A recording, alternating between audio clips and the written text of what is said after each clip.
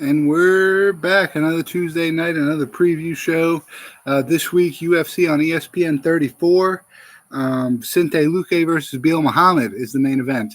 Coming off a great weekend, we'll recap it really quick. Khamzat Chimaev, a real contender in the welterweight division, got a win over Gilbert Burns.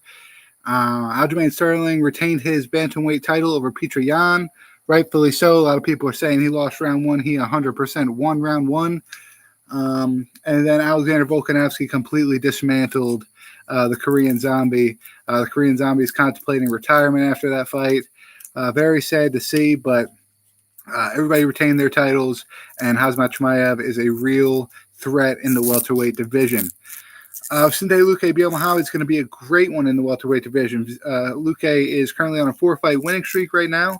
He's 21-7 overall and 14-3 in the UFC. He lost his debut to Michael Graves on the Ultimate Fighter finale, which was American Top Team versus the Black Zillions. His other two losses include Leon Edwards and Stephen Thompson. He's finished all four of his fights in the current win streak that he is on. He's got knockouts over Nico Price and Randy Brown, and then submissions over Tyron Woodley and Michael Chiesa. If you know how good of a grappler Michael Chiesa is, you know it's very hard to submit him. And Vicente Luque has great jiu-jitsu. He's a black belt in jiu-jitsu. He's coming into this fight with a 1-inch height and a 3.5-inch reach advantage. He already has a win over Bilal Muhammad at UFC 205 via knockout in 2016. He's got 11 wins by knockout, 8 wins by submission, and he has never been knocked out in his professional career, although he has been submitted in 2 out of 7 of his losses. So decisions don't really go his way all the time, but only been finished in 2 out of his 7 losses in his entire career. He's going up against Bilal Muhammad, who has not lost since his decision loss to Jeff Neal in 2019. He is 6-0-1 since that loss. Of course, we got the no contest against Leon Edwards for the accidental eye poke. He's 23-1 overall, 11-3-1 in the UFC. His 3 UFC losses, though, include Vicente Luque, who will be fighting this weekend, Alan Jouban, and then Jeff Neal. He's never been submitted in his professional career and has only been knocked out once. That was by Vicente Luque. 15 out of his 20 wins are via decision, and he's got 4 knockout wins to add to that, meaning he only has 1 submission win. His biggest wins in the UFC include Stephen Thompson, Damian Maia, Takashi Sato, and Randy Brown. He's a purple belt in jiu-jitsu, but a very good wrestler. This one was hard, man. I think, everybody's going to say Luque won the first one. Luque's only got better. Muhammad also has gotten better, but I think they're kind of growing at the same type of pace. So it'd be hard to say that Bilal Muhammad somehow is going to come in with a different game plan and finish Luque. He does have heavy hands. Luque is a very, very tough guy. I think if Muhammad is able to take him down and hold him down and get him tired within the first couple of rounds, it's a 5-round fight, so he may be able to squeak out a decision against Vicente Luque. But I think that's going to be his best path to victory, is wrestling his way to a decision. So my pick, Vicente Luque, in the main event of UFC on ESPN 34 this weekend. The rest of the card's kind of all jumbled up, so I kind of just previewed whatever fights I wanted to, because the UFC has, I think, 3 or 4 fights on their main card, and they don't really have their prelims set yet on their website. So I went to a couple of other different sites to see what fights are set for this weekend, and then I kind of just went through and picked a few fights. So may not be the co-main event, but I got Caio Borrello versus Gatsy Omar Gatsriev.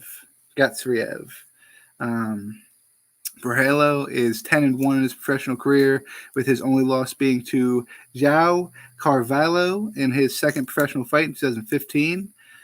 He fought twice for the Contender Series, winning a decision over Aaron Jeffrey in September of last year, and then knocking out Jesse Murray in October of last year, just 1 month later. He's got 4 career wins by knockout, 3 career wins by submission. He is ranked number 4 in the United States at light heavyweight, and number 3 in Brazil at light heavyweight. Omar Gadsriev is ranked number 43 in Russia at middleweight and number 7 in Western Europe at middleweight. So he is fighting up a weight class, it would seem.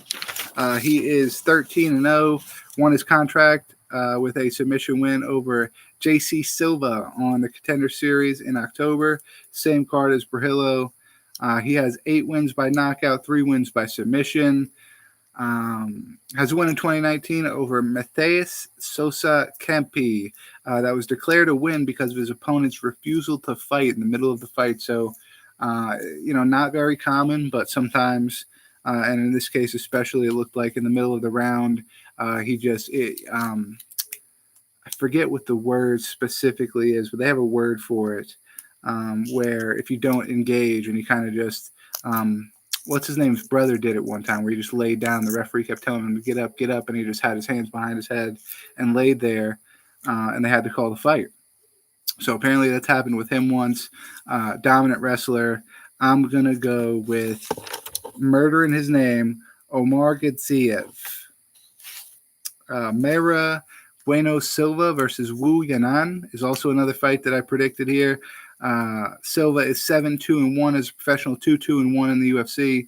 Won a contract on the Contender Series Brazil with a submission win over Mayra Souza in 2018. Both UFC wins are by submission. Jillian Robinson and Mauro Romero Barilla were those 2 wins. Both of his losses are also via decision. Mayra Moros and Manon Fayut were her 2 UFC losses. She fought to a majority draw against Montana De La Rosa, concluding her UFC career to this point. 5 out of 7 her wins via submission, and she has never been finished in her professional career. Purple belt in Jiu-Jitsu going up against Yanan, who is a blue belt in Jiu-Jitsu.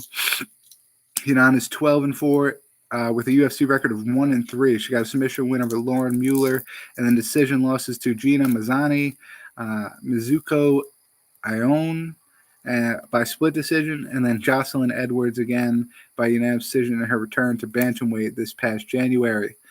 She got 6 wins by knockout, 5 wins by submission. Has never been submitted in her career, and was only knocked out in 1 of her 4 losses. That one knockout loss was Yana Kunitskaya in 2016, prior to both of them getting into the UFC. This one, Silva is minus 450. I think the line should be way closer, although I'm going to pick Silva for her submission skills. I think that the line should be crazy closer. Yanan is fighting for her job here. She's 1-4, likely signed a 4 or 5 fight deal. So she this is probably going to be the last fight in her contract. If not, she's maybe got one more after that. But going 1-3, 1-4, 1-5 is not a good look in the UFC. So she needs a win. Silva's got the better jiu-jitsu, but we'll see what happens. I got Silva in that one as well. Excuse me. Andre Fialho will be going against Miguel Beza. Fialho is 14-4 as a pro, 0-1 in the UFC, losing a decision to Michel Pereira at UFC 270. He's got 11 wins by knockout and has been knocked out in 2 out of 4 of his losses. He is 4-1 since 2021, knocking out James Vick, Sang Huyo, Lincoln Page, and Stefan Ciliak before making his UFC debut and losing to Pereira. He'll come into this fight with the same reach, same height, but a 2-inch reach disadvantage against Miguel Beza. He went 4-1 in Bellator from 2016 to 2018, and then went winless in the PFL for a season. Bounced out of the PFL, got back on the regional scene. Like I said, he was 4-1 since 2021, and then he got into the UFC, got his call up. Miguel Beza is a black belt in jiu-jitsu. I think that's going to be the difference maker here. He is 10-2 as a professional, 3-2 in the UFC. He won his contract in the Contender Series over Victor Reina in 2019. He then went on to win 3 of his first UFC fights to Hector Aldana, Matt Brown, and Takashi Sato. Following that, he lost 2 fights straight to Santiago Ponzinibbio. Then he got, Jesus Christ. Then he got knocked out by Chaos Williams. So he's got 7 wins by knockout and only 1 career win by submission. That was Takashi Sato. In his 5 UFC fights, he has won 2 Performance of the Night bonuses and 1 Fight of the Night bonus. I was very surprised to see he only has 1 submission win in his career. I figured, he's got a black belt. He relies on his grappling a good bit, but he is really good at ground and pound. I think my pick is obvious here, Miguel Beza for me. I wanted to talk about a little bit of the cancellations here because Monir Lazez. Well, let's just go through the prelims first, and then we'll go through the cancellations. Pat Sabini will be taking on TJ Laramie. Monir Lazez will be going up against Ange Lusa.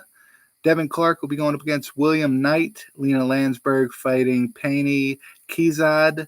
Dakar Close making his return after a year off against Brandon Jenkins. Rafa Garcia will be going up against Jesse Ronson.